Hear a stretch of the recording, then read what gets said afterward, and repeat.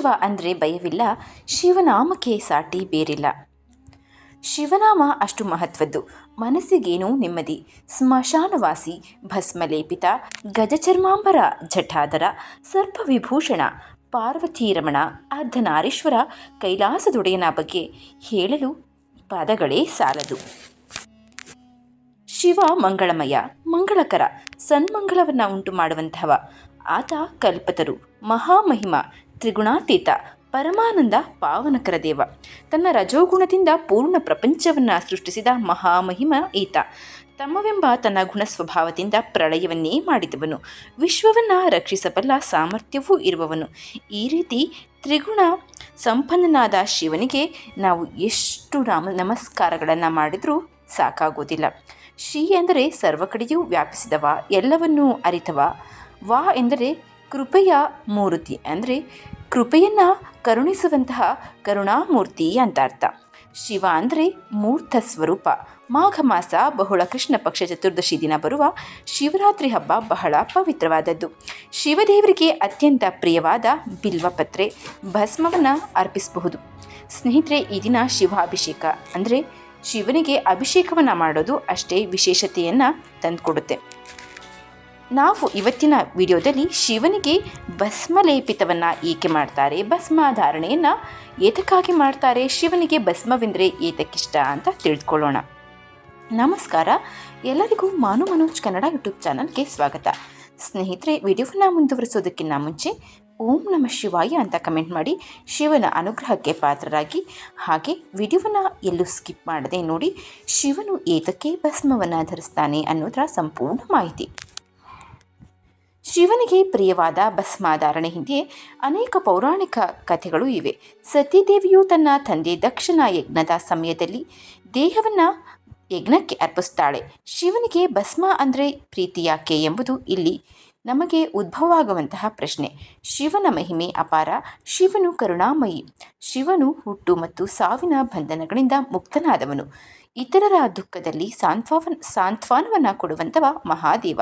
ನೀವು ಮಾಡಬೇಕಾಗಿರುವುದು ಭಕ್ತಿಯಿಂದ ಶಿವನಿಗೆ ನೀರನ್ನು ಅರ್ಪಿಸಿ, ಬಿಲ್ವಪತ್ರೆಯನ್ನು ಅರ್ಪಿಸಿ, ಹಾಗೆ ಭಸ್ಮ ಲೇಪನವನ್ನು ಮಾಡಿ ಧಾರಾಳವಾಗಿ ಶಿವನ ಆಶೀರ್ವಾದವನ್ನು ಪಡೆಯಬಹುದು.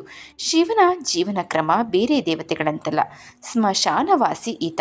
ಅವುಗಳನ್ನು ಆಭರಣವಾಗಿ ಧರಿಸುವ, ದೇಹಕ್ಕೆ ಬೂದಿಯನ್ನು ಲೇಪಿಸುವ ಭಸ್ಮಲೇಪಿತ ಶಂಕರನೀತ. ವಿಶೇಷವಾಗಿ ಭಸ್ಮ ಎಂಬುದು ಶಿವನಿಗೆ ಪ್ರಿಯವಾದದ್ದು.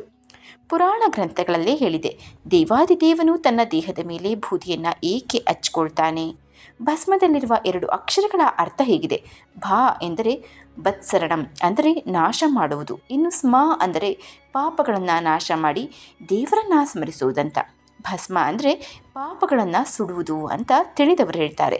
ಭಸ್ಮ ನಮಗೆ ಜೀವನದ ನಶ್ವರತೆಯನ್ನು ನೆನಪಿಸುತ್ತೆ. ಭಸ್ಮ ಶಿವನ ರೂಪ. ಅದನ್ನು ಬಳಸೋದ್ರಿಂದ ದುಃಖಗಳು ನಿವಾರಣೆಯಾಗುತ್ತೆ, ಪಾಪಗಳು ನಾಶವಾಗುತ್ತೆ ಅನ್ನೋದು ಶಿವಪುರಾಣದಿಂದ ತಿಳಿದು ಬರುತ್ತೆ. ತ್ರಿನೇತ್ರ ಶಿವನಿಗೆ ಭಸ್ಮ ಅಂದರೆ ಬಹಳ ಇಷ್ಟ.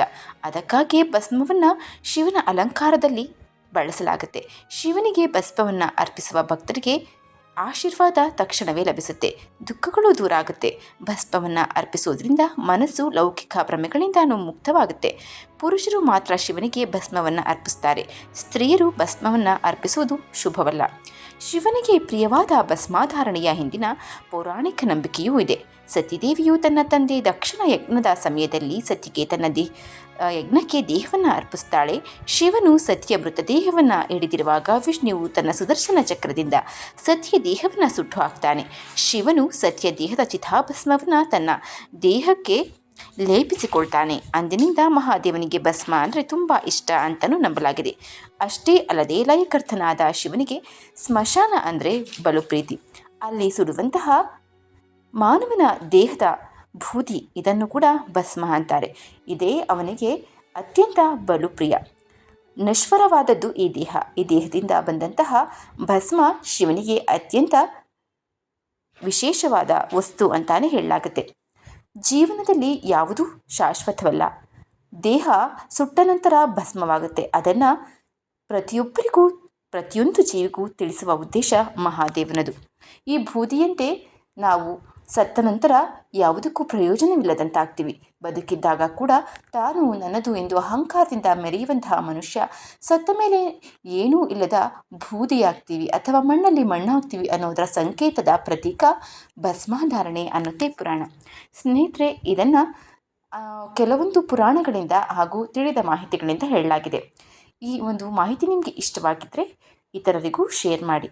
ಹಾಗೆ ಚಾನಲ್ನ ಸಬ್ಸ್ಕ್ರೈಬ್ ಮಾಡ್ಕೊಂಡು ನೋಡ್ತಾ ಇದ್ದರೆ ಸಬ್ಸ್ಕ್ರೈಬ್ ಮಾಡಿಕೊಂಡು ನೋಡಿ. ಮುಂದಿನ ವಿಡಿಯೋದಲ್ಲಿ ಸಿಗೋಣ. ಧನ್ಯವಾದ.